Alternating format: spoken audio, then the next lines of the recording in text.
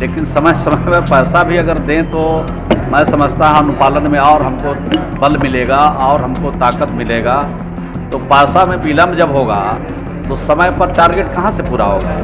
तो समय पर पूरा करने के लिए भारत सरकार को भी समय पर पैसा भी देना चाहिए, और इसलिए मैं बार बार अनुरोध भी उनसे करता रहता हूँ। और अनुरोध कभी कभी माना जाता है, कभी कभी अनुरोध रिजेक्ट हो जाता है, लेकिन आग्रह करता हूँ कि समय पर पैसा प्रधानमंत्री आवास के लिए दें तो ज़्यादा श्रेष्ठ करो। टारगेट पूरा करने के लिए जो निर्देश देती है उसका अक्षर से हम लोग पालन करते हैं, लेकिन समय समय पर पैसा भी अगर दें तो मैं समझता हूँ अनुपालन में और हमको बल मिलेगा और हमको ताकत मिलेगा।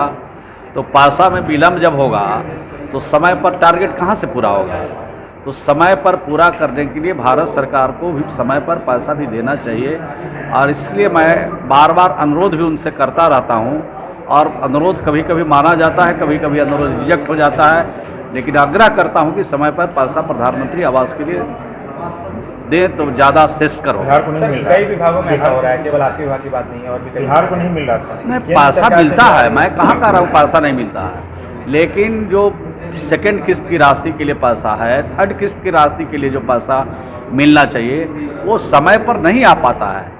और समय पर आ जाए तो समय पर आवास निर्माण में हम लोग प्रगति कर सकते हैं। और अनेक प्रकार की बाधाएं भी समय समय पर आती रहती है, कहीं बाढ़ की परिस्थिति पैदा हो जाती है, कहीं पर बालू की समस्या उत्पन्न हो जाती है, कभी त्यौहार की समस्या आ जाती है। तो इन बाधाओं के उपरांत भी बाधाओं के चलते भी कुछ दिक्कत होती है, लेकिन हम लोग उसको पूरा करने में पूरी तरह से अधिकारियों को लगाए हुए हैं। और जो लाभुक है उनसे लगातार हमारे अधिकारी और कर्मचारी संपर्क में हैं। हर सप्ताह में आवास दिवस मनाया जाता है, हर एक पंचायत में आवास दिवस मना करके वहाँ का जो फीडबैक है, वहाँ की जो वस्तु स्थिति है आवासों के, वो भी हम लोग जानकारी लेते रहते हैं, और इस प्रकार से आवास को पूर्ण कराने की दिशा में हम लोग बाकी है। आवास तो एग्जैक्ट नहीं बता सकते हैं कितने हैं, लगभग 4.5 पौने 5 लाख के आसपास आवास अपूर्ण होंगे अभी, लेकिन उसको भी तेज़ी से हम लोग पूरा करेंगे, क्योंकि लक्ष्य तो भारत सरकार का निर्धारित रहता है। अगर 1 साल के अंदर उन आवासों को हम पूर्ण नहीं करा लेते हैं तो फिर उनके आवास के लिए जो आखिरी किस्त की पैसा है, जिस स्थान तक वो भवन निर्माण हुआ है वहीं तक उनका भवन के लिए पैसा मिलेगा, उससे आगे पैसा नहीं मिल पाता है। इसलिए समय सीमा के अंदर हम लोग पूरा कराने की पूरी कोशिश करते हैं। छठ में जो लोग आ रहे हैं उनको बड़ा दिक्कत हो रहा है इस बार। नहीं, हम लोग तो डिमांड ही कर सकते हैं। भारत सरकार से लगातार बिहार सरकार डिमांड करती है, मांग करती है, अनुरोध करती है, विनती करती है कि जो बिहार के हमारे लोग बिहार से बाहर हैं उनके लिए स्पेशल ट्रेन चला करके, बड़े पैमाने पर विशेष ट्रेन भी चला करके विशेष अवसर प्रदान किए जाएं, ताकि बिहार के लोग जो बिहार से बाहर हैं छठ के अवसर पर अपने परिवारजनों के साथ छठ का त्यौहार भी खुशी खुशी मना सके। ये अनुरोध हम लोग भारत सरकार से करते हैं, और पुनः भारत सरकार से अनुरोध करते हैं कि इस दिशा में शीघ्र पहल करके यहाँ के लोग। ट्रेन चलाई जा रही है?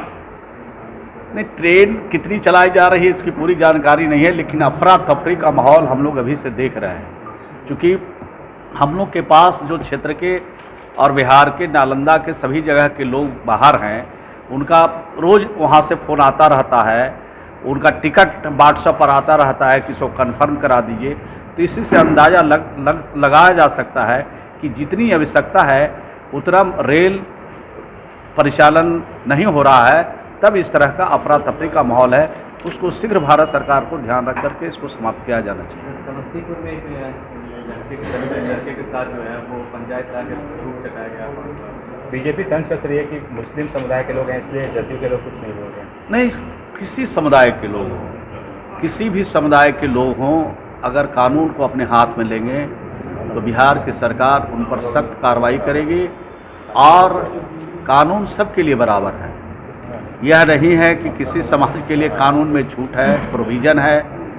सब के लिए एक तरह का कानून है, और कानून के को हाथ में अगर कोई व्यक्ति लेता है तो निश्चित रूप से उन पर सख्त कार्रवाई होगी, चाहे छोटे लोग हों चाहे बड़े लोग हों, चाहे कद्दावर लोग हों, चाहे राजनीतिज्ञ हों, चाहे हमारे सरकारी अफसर हों, चाहे कर्मचारी हों, सब पर समान रूप से कार्रवाई कानून के हिसाब से किया जाए। समस्तीपुर की घटना होती है, इस समस्तीपुर की घटना हो या जहाँ की भी घटना हो, इस तरह की जो भी घटना हो करने वाले लोग हैं वो बचने वाले नहीं हैं। उसकी जांच चल रही है और जांच के बाद उन पर सख्त कार्रवाई होगी। सर सुशील मोदी कह रहे हैं कि बिहार के जो कॉलेज हैं उसमें आरक्षण का लाभ महिलाओं को और लड़कों को नहीं मिल पा रहा है, आरक्षण का पाठ पढ़ा रहे हैं। मुख्यमंत्री ने घोषणा किया था, वो पालन नहीं हो रहा है इंजीनियरिंग कॉलेज में। नहीं, इसकी जानकारी मैं कर लेता हूँ, क्योंकि बगैर जानकारी किए हुए कोई बात कहना ठीक नहीं है। लेकिन इस बात की जानकारी हम लोग को है कि जो नीतीश कुमार जी ने अभी तक घोषणा किया है, जो नीतीश कुमार जी अभी तक बिहार के लोगों के लिए बात करते रहे हैं, उसका अक्षरशः पालन राज्य की सरकार और राज्य के अधिकारी कर रहे हैं। और कहीं कुछ इस तरह की शिकायतें प्राप्त हो रही है तो उसकी जांच भी होगी और उसके जांच के उपरांत आवश्यक कार्रवाई करने का निर्देश भी दिया बार जाएगा। बार हमला कर रहे हैं सुशील मोदी नीतीश कुमार पर। नहीं, हल्ला और हंगामा तो करते ही रहते हैं। अगर उनके बात में कोई दम होगी, हम उसका पड़ताल कर लेते हैं, उसके बारे में जानकारी प्राप्त कर लेते हैं और उसके बाद आपको बताएंगे कि क्या उनके बातों में सच्चाई है। क्योंकि बगैर जाने हुए किसी पर हमला करना, किसी पर आरोप लगाना, किसी बड़बोलपन कहना, ये उचित नहीं होगा। ठीक है सर, मोकामा और गोपालगंज विधानसभा का चुनाव हो रहा है, बाई इलेक्शन हो रहा है, क्या आप मुख्यमंत्री और राष्ट्रीय अध्यक्ष में क्या से जा रहे हैं वहाँ? जाएंगे ही, चुनाव है मुख्यमंत्री गए हैं, तो आज तो गए हैं राष्ट्रीय अध्यक्ष महोदय। प्रदेश अध्यक्ष कल गए थे। प्रदेश अध्यक्ष भी कल गोपालगंज गए थे। मैं भी एक दिन मोकामा गया था, 2 कार्यालय का मैंने शुभारंभ कराया था। एक तरफा है महागठबंधन के जो हमारे उम्मीदवार हैं उनका जीत सुनिश्चित है और काफ़ी मतों के अंदर से जीत होगी।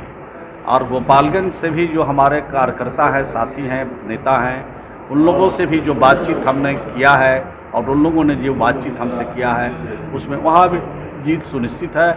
वहाँ भी काफ़ी मतों के अंतर से हमारे महागठबंधन के उम्मीदवार जीतेंगे। वहाँ लड़ाई कुछ नहीं है, ये दोनों सीट भारी बहुमत से हम लोग जीतेंगे। और भाजपा का जो 2024 का हम लोगों का मिशन है, और मैं समझता हूँ इसी 2 चुनाव से उस मिशन की झलक दिखने लगेगी और 2024 में भाजपा का पूर्ण रूप से सफाया हो जाएगा। इस तरह की बातचीत वहाँ पर लोग के द्वारा कहा जा रहा है और सुन भी रहे हैं। मुख्यमंत्री भी जा रहे हैं, सब लोग जाएंगे, सभी लोग जाएंगे, तेजस्वी जी भी जाएंगे, मुख्यमंत्री जी भी जाएंगे। आज के अखबार में तो देखा है मैंने कि मुख्यमंत्री जी का भी कार्यक्रम